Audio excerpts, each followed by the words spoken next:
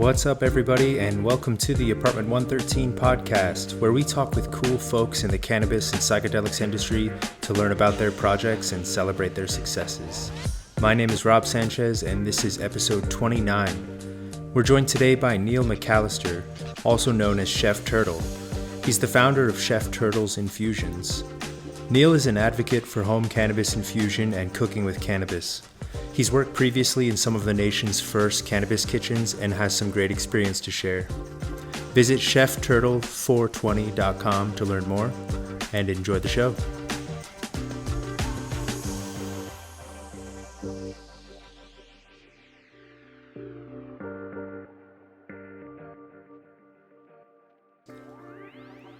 Neil, welcome to the show, man. Thanks for jumping on. Of course, it's a pleasure.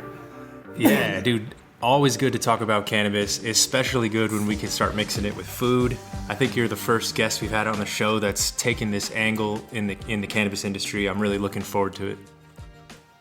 Yeah, I've taken a completely different angle than most, because a lot of folks want to get into the culinary side and make an edible company or just make an edible line or work in a cannabis kitchen. And I made that turn of wanting to go to the educational side of it. Actually bringing the infusions to people rather than designing that brand or that product at the end, right? Yeah. I'll let you choose what you want to put the based infusion in, but I'll just teach you how to do it so you can make anything and everything your mind wants to. And that is a noble pursuit for sure, man. The value of that education is very helpful, right? For folks that may already grow, or maybe growing isn't the issue, but just preserving the product or being able to dose it correctly is a problem. And getting into making your own infusions and doing some cooking in the kitchen is a great way to measure and to kind of manage cannabis use as well. Oh yeah, as long as you know how to properly dose your edibles, and that's one of the biggest things I've noticed is a lot of people don't. But as long as you can properly dose them, you can do all your edibles on a nice budget. So you don't have to spend hundreds and hundreds of dollars every month on brand name edibles when you can do it on your own. Especially if you live, like I said, on a budget. Right, or outside of like easy dispensary range or anything like that too, huh? Exactly. Yeah, you mentioned the importance of dosing edibles. Man, I have a very high tolerance. I'm a regular consumer, but I have exceeded that tolerance of edibles once or twice before, and it is a like a sleepy, sedated kind of effect you just can't escape, man. You just get blanketed down. You don't have to do it. You're going to sleep. Yeah, I've been put down a few times myself. Just like, well, it's a heavy afternoon, which means it's going to be an early night. I'm okay with that sometimes, unless I got stuff to do. Yeah, right. Nothing wrong with getting a little bit of rest there. I had a group of coworkers all went out to a cabin for like a bonding or like a team building kind of thing for the company, which basically turned out into everyone just getting stoned as hell out there. And someone made a pan of brownies. Shout out to Whitey. I don't know if he would be listening, but I don't know how much hash he put into those brownies, but he knocked out like a team of 12 guys in their 20s for like 3 days. The house was just kind of in a daze of people sort of sleeping and waking up. I bet, especially depending on how many grams of hash he put into that. Oh yeah, it could be bad, huh? And with speaking of that, like if someone's doing a hash concept, your base gauge is going to be 40 to 50%, sometimes 50 to 60%. Kind of right where you want to start. Yeah, your average, if you don't have like a percentage on the hash that you're getting from somewhere, yeah, go with a 50% aspect of it and then go from there. Right. And I saw that a large part of your book, which I have, by the way, for our listeners, you can go to Chef Turtle's site. I think it's chefturtle420.com. Chefturtle420.com. Awesome, man. Yeah, check out the site for all things Chef Turtle and look at the show notes as well. I got his book here, your book from Imperius, where I met you maybe a year and a half ago at a Phoenix conference there. It was definitely Okay. a fun time going through, maybe a quieter conference for sure. But some of the Southwest conferences are starting to pick up speed, man. Have you been making the conference round recently? Yeah, I was out in OKC for the Imperius Expo. Oh, I think sweet. back in May or Okay. June. No, June, the beginning of June. And How's then the I was vibe in out in Vegas. Oklahoma right now? So it was very laxed, very laid back. Not as big as I was expecting it to be, but they were also competing with the softball stuff that was going on as well. Became one of those kind of draws for attention. But they'll be out in Phoenix February 23rd and 24th again, and I'll be one of the featured speakers. That's awesome, man. Yeah, I'll definitely try to swing through for that. I've got some folks in the area and maybe some things to speak about myself. Definitely come through. Yeah, for sure, man. So the back to the dosing, which you used as like your base for hash. That's really a focus, I think, in the book, talking about how to properly measure and track cannabis throughout, its lifespan while you're cooking with it. It's easy to lose track of that while you're taking it down to flower, to tincture, and so on.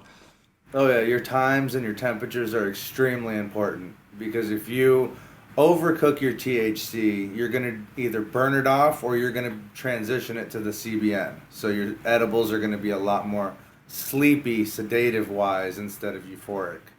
Yeah, and that could have also been what happened with that group out there in that coworker group in the woods. And that's why I wanted to do two separate recipes. One with a decarboxylation, which you'll notice with the honey recipe. Yes. And then the butter, oil, and heavy cream recipe in there, it's activation during infusion. So it's only one cooking process instead of two cooking processes. And both those recipes are, or I should say the products, you can use them, they're versatile with either recipe. Right. So that way you can avoid basically double cooking anything and hitting that boiling point or Yeah. taking them too far. Exactly.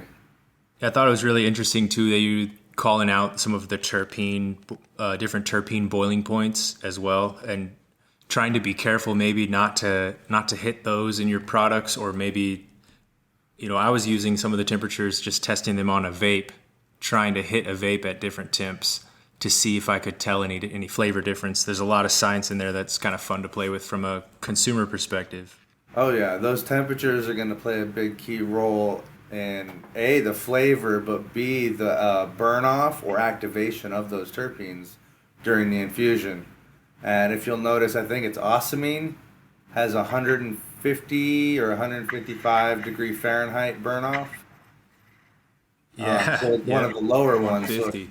yep. So if you're dealing with a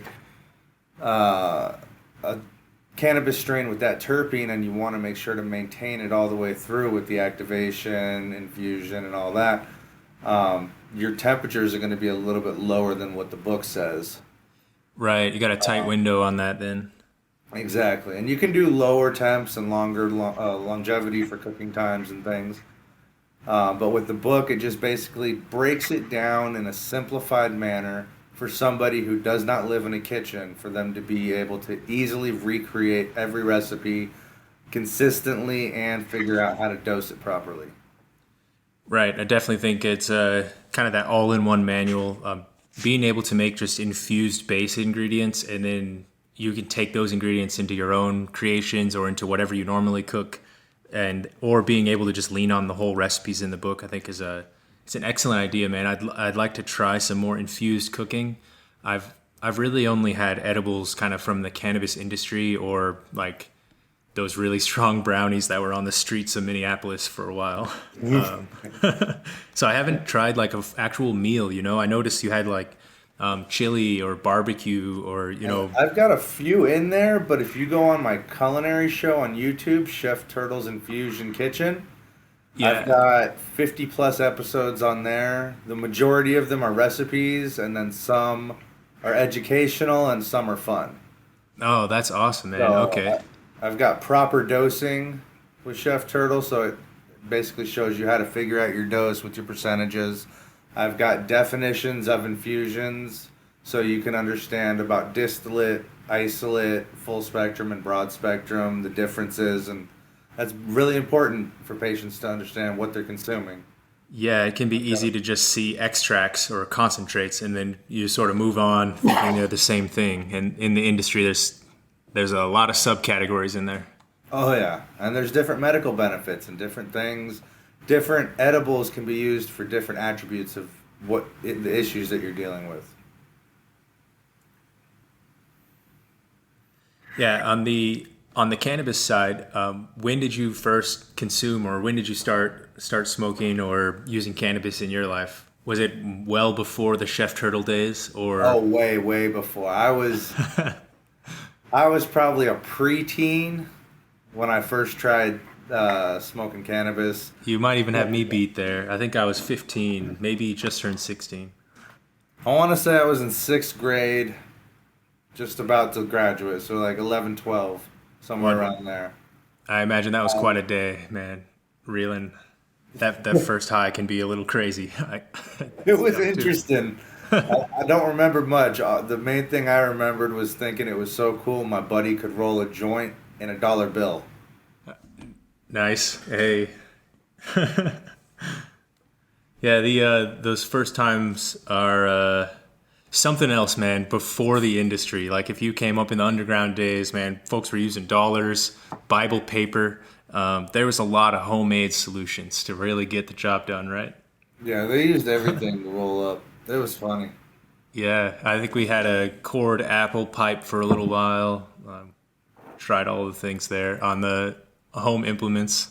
I've used a lot of different fruits. Yeah, it works out well for that. Hopefully that's not lost on the industry now that it's legalizing. There's a lot of people that are making actually glass pieces of those fruits to replicate it, so you don't have to just waste a fruit in a sense. Yeah. But there's other videos cool. of people doing the actual MacGyver style with it. Coring it out, yeah. I'll still do an apple or a pear or a peach or something that I have to. Right. Yeah, get some nice flavor and terpenes pulling the smoke through that. Oh, yeah. Yeah, I remember one of the first times I was smoking, was like we were like leaning against a wall, like smoking a joint, maybe the second or third one. I was singing some kind of dumb song in my head. I don't know why. And my friend looks over at me and he's just like, "Why are you singing that?" And I realized I was singing it out loud. I had not even realized.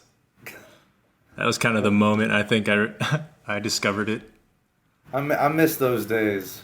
Yeah, you don't really get like that blasted away unless you put a significant tea break on things or really cut use and moderate. I think it's hard. Yeah, I have to go through probably a couple weeks to detox the system. Yeah, the tolerance to be able to maybe get there. Right, but there's something about those first ones that are pretty unique, though. Right. Yeah. So using cannabis then for a while. How about cooking with it or actually infusing with it? What led to your interest there, or kind of your specialty there as it is now? So I started in the culinary world in 19, and I started putting cannabis into brownie mixes and cake mixes. Roughly 14 or 15, because I grew up baking and cooking with my grandma and my mom since I was a kid. So culinary was always like instilled in me, knowing how to cook and do all that. And when I started smoking it, I figured, well, if we can smoke it, we can eat it, and it works. And then and use those skills too, man. I think that skills in the kitchen and being able to whip things up and cook well is like still underrated. So valuable. I just wish I would have realized how little cannabis I needed back in the day to make a good edible that was efficient instead of just knocking people out. So you made some of those day enders as well. I used to put an ounce into my butter and then make 2 batches of brownies. And it would just, it was stupid. What was it, 240 milligrams roughly per brownie. Per brownie. Yeah, dude, those will set you down, man. But I didn't realize that's what I was doing. Wow, and figuring it out in hindsight, thinking about who you sold them to, like, oh man. Yeah, oh, Be careful where you eat those. Just understanding what I used to do and being able to go back and go, that's why it worked that way. Okay, now I know. Yeah. Compared to that, then what's a normal like dosage for you, like for an evening or an afternoon? For me personally, because again, everybody's endocannabinoid system is different. My gauge is between 20 to 50 milligrams. If I have to be productive, I have to go to work, I have to, be doing stuff out in the public, that would be my range to take care of my pain and things like that, because I've had 2 knee surgeries and a couple things. Okay. So. Yeah. Oh man, I saw that the double knee surgery. That's brutal on that front. Anything to just help with some of the daily pain and things like that. It's awesome that cannabis can help step in there and manage. I was told I would never do backpacking trips again, hiking, skateboarding, running, things like that. Because of cannabis, I've done a 60-mile round trip backpacking trip. I've done a couple 12-mile round trips. So I still cliff jump. I still do a lot of things that I always wanted to do. That's great. After man. I was told I was never going to do it again after my surgeries. Yeah. Wow. Some of those backpacking trips sound intense too for coming out off of surgeries. It reminds me of a few years before I actually started doing them again, but got to work up to it. Yeah. Yeah. I actually, what was it? I moved to Colorado, and then when I moved back, so I had a good 5 years of solid recovery and strength training for my legs and knees before I tested it out. Kind of actually go the distance on it. Yeah. Yeah. I really like to hike and get out to the nature here around Vegas and kind of everywhere I've lived before. I haven't gotten into properly backpacking though, really carrying all the gear with you. That's the next level, I think. What's been intimidating is that I have to buy new gear. Like my regular car camping stuff is too heavy. So I think I'm kind of dragging my feet about that. Be a minimalist on it. There you go. Only what you really need, like, and look at your weather areas too. So if you know it's not going to rain or anything, and you're okay with sleeping on the ground, you don't need a tent. Actually cut weight wherever you can. Yeah. Yeah, that's a good way to think about it. Any way you can, because you're going to need every little piece that you bring with you. Yeah, man. I gotta try it out sometime, or find a beginner backpack. I've been using a rucksack device. I did that on that trip. What was that? I said, don't lose your filtration device for water, because I did that on that trip. Oh and man, we were lucky enough to find a pot, and we were able to boil our water and filter it with through a water bottle with tampons. Oh wow, yeah. Jeez, man. So that how far into the trip did that happen?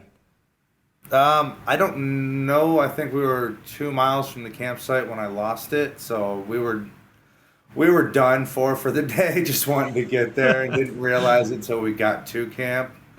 We had enough water to get us through to the next morning. And then it was like, well, you better find something.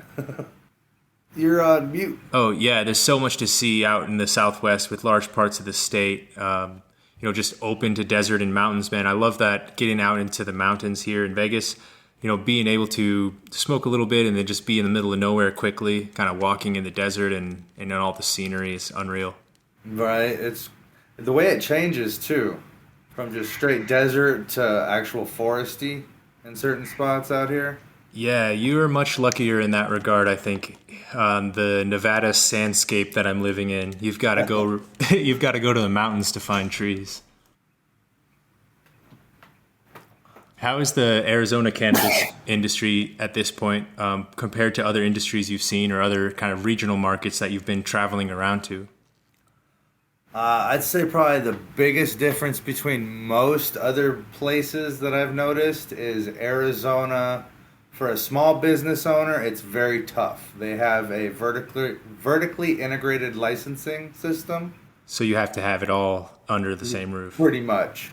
So if you can't afford your dispo license, which is roughly $5 to $7 million, you're not really going to break into the industry unless you're going underneath somebody's licenses.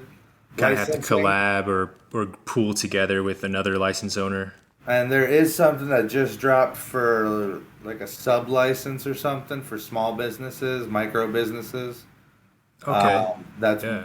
a little more price efficient, but it's still kind of up there. It's good to see some of the states try to do micro business approaches. It's unfortunate that, even you're saying it's good, but it's still up there, because that's what I found even on the Missouri micro license lottery that's happening now. It's reasonable application fee, but the problem is that the bigger companies are just paying more people to apply, so they're just applying more times. Yeah. So it's not really a micro business lottery if you can just, pay all your family members or all your employees to also apply, so that if they win, then you get the license too. Exactly. It gets hard on the business side, man. Yeah, I'd really like to turn apartment 113 into a cannabis business eventually, but the markets are all bumpy or extremely steep to get into. Like Vegas is the same way as Arizona. Not with the full vertical. I believe in Vegas you can have some different licensing, but Yeah, it I is think the you same got way with separate the licenses. capital. You got to Okay. come in with a wallet. That's what I've heard too from a couple friends of mine out there that do event planning and things. Yes, yeah, and they're kind of under very strict testing regulations here in Nevada. How is the lab testing and things like that in Arizona? Have you had to run into any lab test issues, consulting or cooking or working with folks? Funny, well, for myself, I actually, when I started the educational process, when I left the dispo I was at, um, I took all my stuff to get tested just to make sure my methods were correct. Oh, okay, I yeah, just just to see basically what checked the myself in a sense. right, kind of check your work. Oh yeah, you have to, especially if I'm going to be educating patients. And their testing is a little pricey on things depending on where you go. But even as a patient, you can still bring your products in to get tested. So like a home grower could get his cannabis tested so he knows what it's testing at for his own smoke. Yeah, that's awesome, man. That's the future right there. It's hard to even imagine that you could do that compared to the legacy days where home growers would be like, not admitting that they were the home grower versus taking it in to get it tested and see what percentage or kind of how Right? microbiologicals are testing. It's crazy how far we've come with it. Went from buying weed, car to car, hand to hand deals, Yes, parking sir. lots and stuff, Right. looking over your shoulder, and now it's you walk in, show your ID, and here, take my money. I want this. Yeah, and much, much better, but still there's probably some elements that have been lost in the transition to big market or big industry. I think because in my eyes, because I'm all about the patient. I'm all about caring for the patient, treating it as a medicine. And don't get me wrong, have your fun with it. We all, not all of us, but a lot of people like to drink a beer to relax and not necessarily medicate, but just to cool off. Others like Right. to smoke weed just to cool off, not necessarily to be a medicated aspect. They just want to relax. But in my head, it's still a form of medicating. You're relaxing, you're loosening up. So I'm really big on the patient aspect, being there for the patient. And a lot of the big companies, because of rec going into play, money's the bigger issue. It's Money's not the bigger necessarily about therapeutic use. It's just about, hey, use more, Yeah. faster, and How harder. much can we flip? How fast can we grow this crop out? How fast can we push it to flower instead of letting it do its thing? Right. Yeah. The picture around kind of therapeutic use is very hard for the industry at this point. Moderation is like against their business practices in some regards. Well, and there's no competition in Arizona. If you're already Oh, established, you're there. Otherwise, and that's what it's going to be right now. So the only actual competition would be the patient, the home grower. If you're ah, growing your own medicine, you don't have to go to the dispo as much. You're not. I'm not saying people sell it or anything. I'm just saying you grow it for but you don't yourself. have to rely on So you that don't kind of have to rely on infrastructure. anybody else Yeah. for doing that. And if more patients did it, that would be the turning point for price drop out here and a better quality from all around. Yeah, just because the patients as a whole then could be producing and providing, better quality medicine for themselves or for, anyone that they're caretaking for. Exactly. And actually force businesses then to kind of up their game, right? Or really bring something to the table that can battle that or win in the arena. For a good price match as well. True, because that's the other one is having to pay at a wild premium with local taxes or state taxes versus home grow with, yielding a pound or so off of a massive plant or two is a much different price. Oh, yeah. Different process too, of course. The diligence growing takes and kind of the patience there is different than the immediate gratification you get just buying at the dispensary. But I mean, it's doable. I've been writing some cultivation guides for home growers as well, and trying to share on that education front. I really agree with you, man, on home grow options and on bringing patients up to speed and allowing them to just grow their medicine or have it the same way that everyone has tomatoes, as Ed Rosenthal calls it, the tomato model.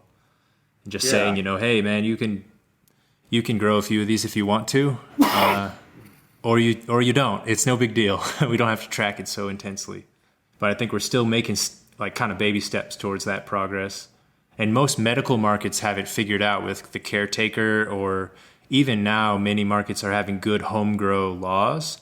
But I don't know how much really the communities are embracing the home grow laws versus just going to the dispensary. What do you think? I think it's kind of a 50-50 aspect, and I look at it from my perspective just because I'm growing myself. I have a couple plants that I grow, and I wanted to learn, so I've been doing it for 2 years now since everything's been in play. Nice. But I've noticed the majority of people, if they feel they don't have the space, they don't even want to try. And being able to show folks you can do a small home grow just to learn. A 2 by 2 by 4 foot. Oh yeah, the little tents. Yeah, you could do something small in there in a little corner. You could get just a little bit bigger, things like that, just to have a little fun with and learn how to do it. Right, especially if the state allows that level, huh? Yeah, if you're allowed 6 plants, why not grow 1 plant? See how you do. You might have that green thumb. Even with a 50%, confidence rate on there, I mean, it's called weed for a reason. It's going to thrive or try to thrive. It's harder to perfect it. It's not the easiest thing to make high quality or like craft cannabis, but it's also hard to kill it or hard to really mess that up from an amateur's perspective. Oh yeah, I mean, I've only been doing it on my own in this kind of a market now for 2 years, and I've messed up so many things. People need to not beat themselves up when they mess something up just because it's going to happen. Yeah, just kind of move forward, right? Or take it as a learning experience and, don't try again. Yeah, learn what did you do wrong, what did you do right. Okay, now we move to the next thing. I know some expert growers, cultivators that are in different grows that still mess up at their own home grow once in a while. It's not just 100% constantly because you've been doing it for, XYZ. Yeah, I mean, we all make mistakes. It could be just a dumb mistake, but we all make them, and don't beat yourself up over it. Yeah, definitely. And on the home grow side, I've got probably enough space for like a 2x2 tent in the place I'm in now. I'm hoping to work that out this fall, but having trouble with travel, then having to be here for the ladies and giving them water is stressful. So I gotta work that out. Setting up a little timer system with a water pump. Yeah, like a kind of in a small barrel or something to give them with just a few days. For them. Yeah. Got to get creative, I think. Pull a MacGyver. I know a lot of cultivators, and they've given me a lot of tips on things. I shouldn't use that as my excuse. I need to get the seeds going. I really want to get some plants going of a strain called Ultra Sonia. I think it's from Grindhouse Seeds. And it's a UK cheese and Tang Tang cross that's just real funky and kind of cherry smell. Oh, word. Yeah, it's one I've not seen in the in the industry since I was in Denver as well. I cultivated in Denver, and I think it was 2013 through 15 or 12 through 14 there. And we had Ultrasonia as one of our strains, and man, it was beautiful. But because of that drive for high THC, we kind of lost that cultivar in the market because it was testing on a high day at like 16%. So it sort of got beat out by, like Death Star, OG Kushes, some of the chems, and just things that are bringing the heat. Right. So on the infusion side, as you help people manage their flower, or turn it into quality in the kitchen, did you already know about all of these options like sugar and flour or honey infusion, or did your knowledge come from trial and error, or kind of from any mentors or resources that you use to kind of learn about cooking with cannabis? So while I was at that point in time the only THC infusion cafe in the nation, I was doing some home experiments, watching YouTube videos so I could figure out how many different types of infusions there actually was for base ingredients. Yeah. And with the YouTube thing, I found 4 or 5 different sugar infusions, and I tried all 5, and all 5 had one thing wrong with it. And 9 times out of 10, 4 out of the 5 of them, you would caramelize your sugar by the end. Oh, just due to the temperatures yeah. and things. And then the other one, along with a couple others, they weren't activating anything the way they were doing it. It actually wasn't hot enough. Well, they hot weren't enough, long enough. They weren't cooking it. They were just doing a basic green dragon extraction. And I not see. cooking anything. So you're not I really see. activating anything. Granted, it will give you benefits even if it's not activated. So, like example, THCA, you won't get the euphoria, the psychotropic effects, but you'll still get mild pain relief. You'll still get a little bit of appetite and things like that. So you'll still get certain parts of the benefits. You just won't get the psychedelic aspect of it. So for some folks who may be newer to the effects of like a stronger cannabis high, trying edibles like that, maybe a dip in the water or kind of a stepping stone. Oh yeah, well, if you're dealing with any kind of psychotropic for your Delta 9 or whatever, I always recommend microdose. Start small, low and slow. You add an edible here or there. You don't necessarily have to start off at 1 milligram or 2 milligrams. 5, 10, you can go up that kind of a rate. Just figure out, before you get too heavy into it, figure out where your good base is first. So that way, once you go over it, you already know where you should be back down. Right. No, when you need to be closer to a couch. Yeah. And for everybody watching, if you do get too high, you eat an edible that's just too much for you, take 25 to 50 milligrams of a CBD tincture, and that'll help level you out and bring you down. So you just kind of change that ratio a little bit. It'll bring your endocannabinoid system to a homeostasis. It'll regulate your CB1 and CB2 receptors for absorption and everything. So that way, it's not just doing a full overload if you're eating a distillate edible. Yeah, that's good advice there. I've also heard that THCV can help to counterbalance some of that as well, but maybe is not as easy to find. And then the other thing I've heard recommended is, besides just going outside, sometimes a change of the environment can help, but also biting into a peppercorn. Yep, I was just gonna say, chew on a couple peppercorns. It sounds awful, doesn't it? But if your mind's kind of spinning or you're not really enjoying it, that sharp punch of the peppercorns will that'll shatter you. Will just straight hit you and bring you down. Yeah, that's kind of you alert really quickly. The emergency mode, yeah. So the Arizona market is very unique with those infused cafes. Can you explain how those work for So folks that that aren't in the one state? is inside of a dispensary. It's a separate company owned by the company. Um, and And you can basically, you can get order, pizzas, you can get burgers, you can get French fries, tater dude. tots, cheese fries, tacos, pastas. I co-wrote that hotline menu and recipe. Apartment 113 needs to make a field trip to Arizona for a meal or two. But the catch is legally you order it there and then you have to wait till you get home to consume. Okay, no street pizzas. No, Yeah. because for cannabis consumption, it's either behind closed doors. You can't really do it in a public area.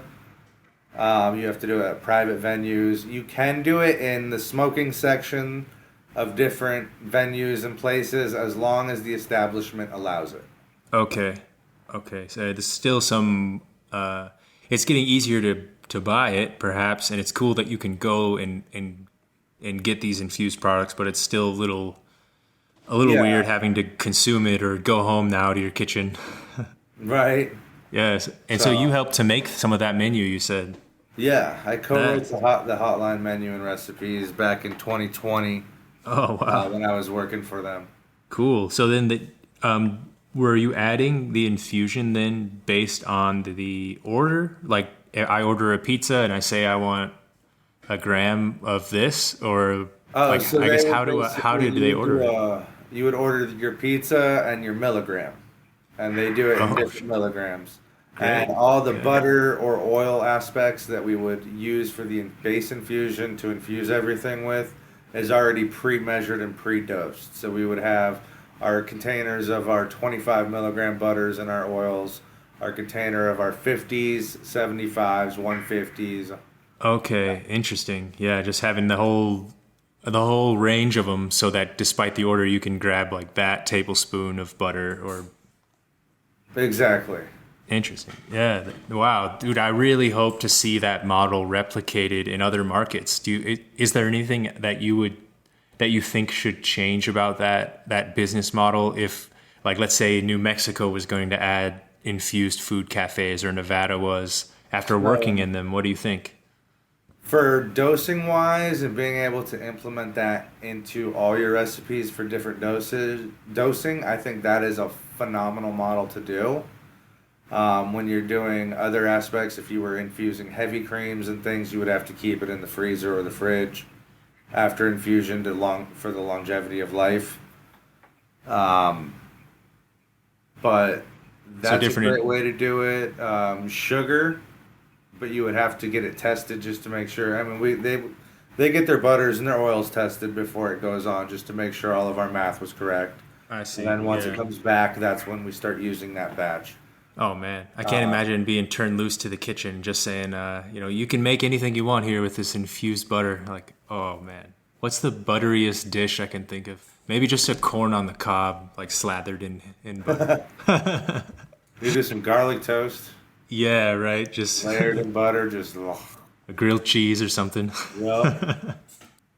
That's awesome. No, I can't. I really want to try that. I'll be using the book for sure to do some infusions here at the house, and as soon as I get a harvest on that little grow. Definitely. What's the Yeah. next steps for Chef Turtle this year, man? Are you making some more trips or working on anything else for the any new projects for the YouTube channel? I've got a couple new things coming out for the YouTube channel. I'm waiting on my, what is it, the outro from my last video that I just filmed up to Fossil Creek. Just a fun one. Let's take a trip to Fossil Creek. Oh, cool. Um, Yeah. just to add some extra content. But I did, what was it, about a month ago, maybe a little less, I opened up my shop for merchandise. So the chefturtle420.com, you can actually find my shop in for the merchandise that I have on hand. Folks can get their swag. Awesome, man. And let's see, what else is. I don't have anything else out of state for this year that I know about yet.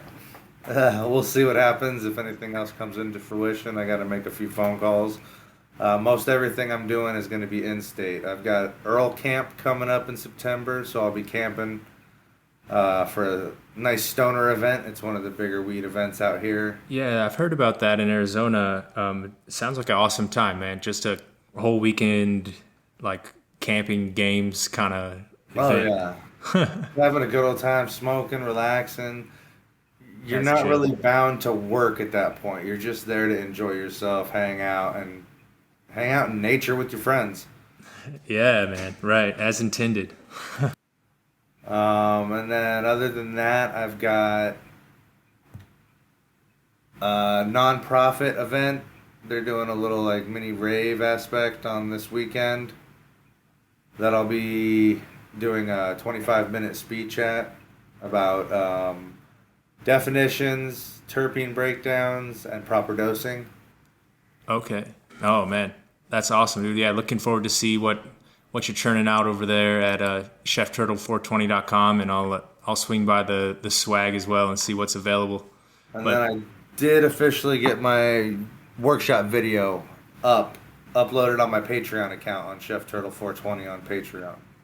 okay, cool, man. So on the viewers can subscribe to the Patreon for a little extra Chef Turtle goodness. Yeah, it's literally $3 a month. I made it as low as I could because I'm a guy about the patient. And then it was like, oh, I gotta pay? I have to charge people? Wait, what? Oh, what's the lowest it goes?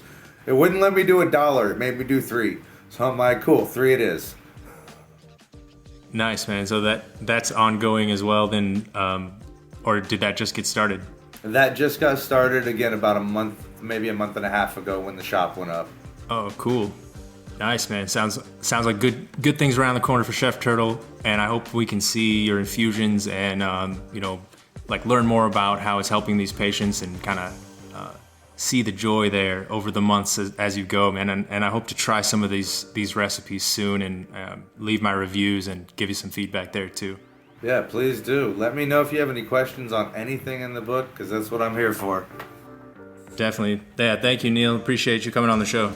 Oh, of course. Thank you for having me come out, brother.